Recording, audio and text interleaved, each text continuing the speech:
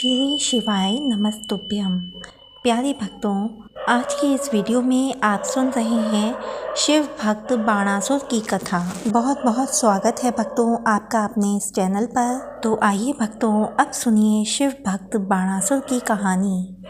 दैत्यराज बलि के 100 पुत्र थे, जिनमें बाणासुर सबसे बड़ा था।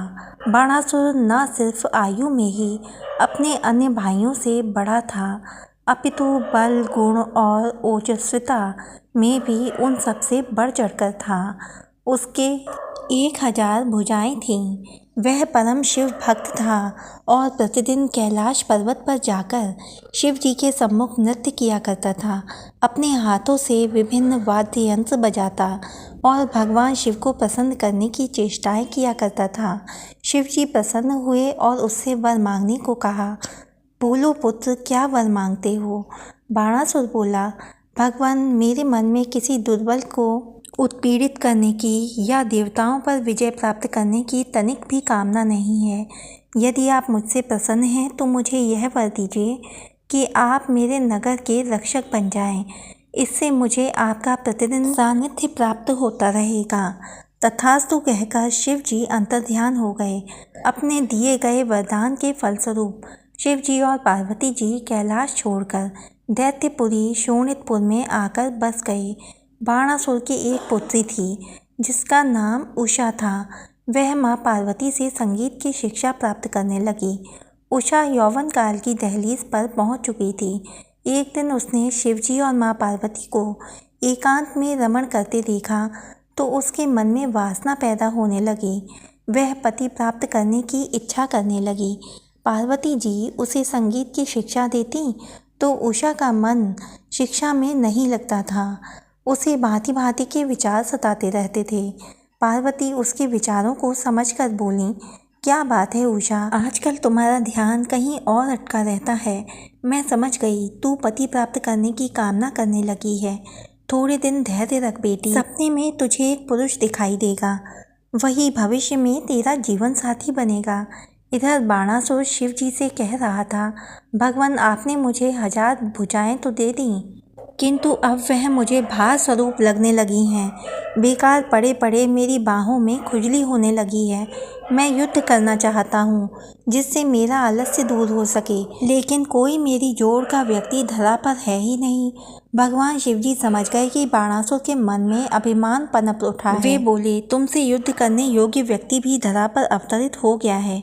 शीघ्र ही तुम्हारी यह इच्छा भी पूर्ण होने वाली है। बाणासुर बोला, लेकिन कब और मुझे मालूम कैसे होगा कि अमुक व्यक्ति ही मेरी बराबरी का है? शिव जी ने उसे एक ध्वजा देकर कहा, यह ध्वजा ले जाकर अपने भवन के द्वार पर लगा दो।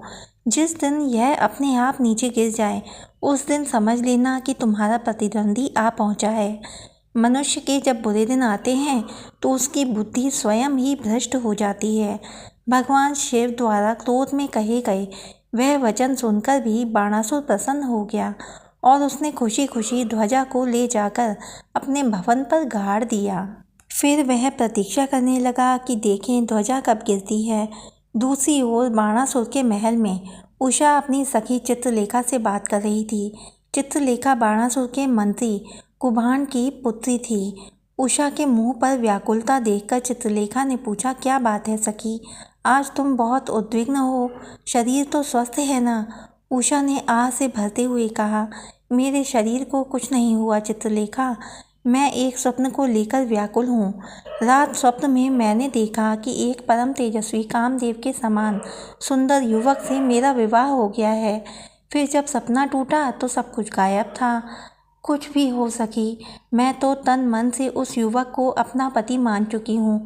माँ भगवती ने भी मुझसे यही कहा था कि एक पुरुष तुझे स्वप्न में दिखाई देगा, वही तेरा पति बनेगा। तू मेरा एक काम कर दे। चित्रलेखा बोली, कहो राजकुमारी, तुम्हारा हर काम करके मुझे बहुत प्रसन्नता होगी, तुम काम तो बताओ। उषा बोली, तू तो चित्रकार है, अपनी कल्पना से कुछ ऐसे युवकों के चित्र बना जैसे मैंने तुझसे उस स्वप्न पुरुष के बारे में बताया है, फिर मैं उसे पहचान लूँगी। चित्रलेखा ने अपनी कल्पना के आधार पर चित्र बनाने आरंभ कर दिए और उन्हें उषा को दिखाने लगी। अंत में एक चित्र को देखकर उषा खुशी से चिल्ला उठी, यही है, बिल्कुल यही है सखी। यही युवक रात को मेरे स्वप्न में आया था। चित्रलेखा चित्र को गौर से देखने लगी। मायावी दैत्य की पत्नी होने के कारण चित्रलेखा स्वयं भी बहुत मायाविनी थी। उसने अनिरुद्ध को पहचान लिया। अरे, यह तो अनिरुद्ध का रेखा चित्र है। सखी, अनिरुद्ध प्रद्युम्न का पुत्र है और श्री कृष्ण का पौत्र है। वे लोग द्वारिका में रहते हैं। उषा बोली, कुछ करो सखी, कैसे भी हो मुझे इस युवक से मिला दो। तुम तो स्वयं अच्छी मायाविनी हो। द्वारिका जाकर इस युवक को उठा लाओ। चित्रलेखा माया से द्वारिका पहुंची और सोते हुए अनिरुद्ध को बिस्तर समेत उठा लाई। सुबह जब अनिरुद्ध की आंख खुली तो उसने अपने सामने उषा व चित्रलेखा को बैठे देखा तो आश्चर्य से बोला, मैं कहाँ हूँ और यह कौन सी जगह है? तुम कौन हो? चित्रलेखा बोली, तुम इस समय शोणितपुर में राजकुमारी उषा के अतिथि हो यादव कुलनंदन। इन्हें पहचानो, कल रात तुम इनसे स्वप्न में मिले थे। कुछ क्षण बाद ही अनिरुद्ध को तुरंत याद आ गया कि राजकुमारी उषा को उसने भी सपने में देखा था और स्वप्न में ही उन्होंने परस्पर विवाह किया था। उसने अनुरागमयी दृष्टि से उषा की ओर देखा। फिर चित्रलेखा दोनों प्रेमियों को वहां छोड़कर चुपचाप बाहर निकल गई। काफ़ी दिनों तक उन दोनों का गुपचुप प्रेम चलता रहा। चित्रलेखा के अलावा कोई तीसरा व्यक्ति नहीं जानता था कि राजकुमारी उषा ने अनिरुद्ध को अपने अंतःपुर में रखा हुआ है। लेकिन ऐसी बातें छुपती ही नहीं हैं। अंतःपुर के रक्षकों द्वारा एक दिन बाणासुर तक यह समाचार पहुंचा और क्रोध से भभकता हुआ बाणासुर अंतःपुर में दाखिल हो गया। उसने राजकुमारी से कहा, राजकुमारी कौन है जिसे तूने अपने अंतःपुर में छिपा रखा है? शीघ्र बता, अन्यथा। अचानक अपने पिता को अंतःपुर में आया देख राजकुमारी उषा सहम गई, किंतु अनिरुद्ध निर्भीक भाव से बाणासुर के सामने आकर बोला, मुझे अनिरुद्ध कहते हैं। कृष्ण मेरे दादा हैं और पिता प्रद्युम्न हैं। हम लोग द्वारिका में रहते हैं। अनिरुद्ध की बात सुनकर बाणासुर तलवार लिए अनिरुद्ध की ओर झपट कर बोला, तो यादव है तू? तेरी हिम्मत कैसे हुई कि तू बाणासुर की पुत्री के अंतःपुर में दाखिल हो? मैं अभी तेरे टुकड़े टुकड़े करता हूँ। अनिरुद्ध बोला, मैं स्वयं नहीं आया दैत्यराज, लाया गया हूँ। यकीन नहीं हो तो अपनी पुत्री से पूछ लो। लेकिन बाणासुर ने उसकी बात का विश्वास नहीं किया। कुछ देर तक दोनों में युद्ध चलता रहा। फिर बाणासुर ने अनिरुद्ध को बंदी बना लिया। अनिरुद्ध के बंदी बनाने की खबर नारद द्वारा द्वारिका पहुंच गई। यह खबर सुनकर यादवों में क्रोध भर गया। कृष्ण अपनी सेना सहित शोणितपुर पर आक्रमण करने के लिए चल पड़े। यादव सेना और दैत्य सेनाएं आपस में भिड़ गईं। कृष्ण और बाणासुर में भयंकर युद्ध छिड़ गया। दोनों ओर से अनेक प्रकार के अस्त्र शस्त्रों का प्रयोग किया जाने लगा। बाणासुर के पुरपालक होने के कारण बाणासुर की ओर से भगवान शिव भी अपने गणों सहित मैदान में आ डटे। लेकिन कृष्ण के तीखे बाणों और सुदर्शन चक्र की मार से घबराकर दैत्य सेना भाग खड़ी हुई। शिवगण भी पीछे हट गए और स्वयं शिव जी भी कृष्ण के अमोघ अस्त्र से बेहोश हो गए। फिर श्री कृष्ण ने अपने चक्र से बाणासुर की भुजाएं काटनी शुरू कर दी। उसकी भुजाएं कट कट कर जमीन पर गिरने लगीं। पर तभी शिव जी की बेहोशी टूट गई। वे कृष्ण जी के पास पहुंचकर बोले, आपका चक्र अमोघ है, किंतु मैंने इसे अभय दान दिया है। मैं इसका रक्षक हूँ। आप बाणासुर का हनन ना करें। भगवान शिव की बात सुनकर कृष्ण ने अपना चक्र झुका लिया। फिर बोले, आपका प्रिय मेरा भी प्रिय है। देवादिदेव, मैंने नरसिंह अवतार लेते समय प्रहलाद को वचन दिया था कि उसके किसी भी वंशज का वध नहीं करूँगा, लेकिन इसने आपका अपमान किया है देव। इसे दंड तो मिलना ही चाहिए।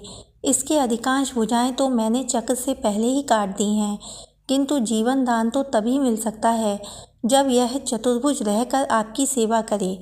ये सुनकर कृष्ण ने बाणासुर की शेष भुजाएं भी काट दी और 1000 भुजाओं में से सिर्फ 4 भुजाएं शेष छोड़ दी। फिर बाणासुर ने अनिरुद्ध और उषा का विवाह कर दिया। दोनों के विवाह बंधन में बंधने के बाद बाणासुर ने शोणितपुर छोड़ दिया और भगवान शिव के साथ ही उनके धाम कैलाश पर्वत पर चला गया। वह जब तक जिया भगवान शिव की आराधना में लीन रहा और मरने के बाद उसे शिवलोक में स्थान मिला। प्यारे भक्तों, अब तक की कथाएं सुनने के लिए आपका बहुत बहुत धन्यवाद। इससे आगे की कथाएं सुनने के लिए हमारे चैनल को सब्सक्राइब कीजिए, वीडियो को लाइक कीजिए। श्री शिवाय नमस्तुभ्यम।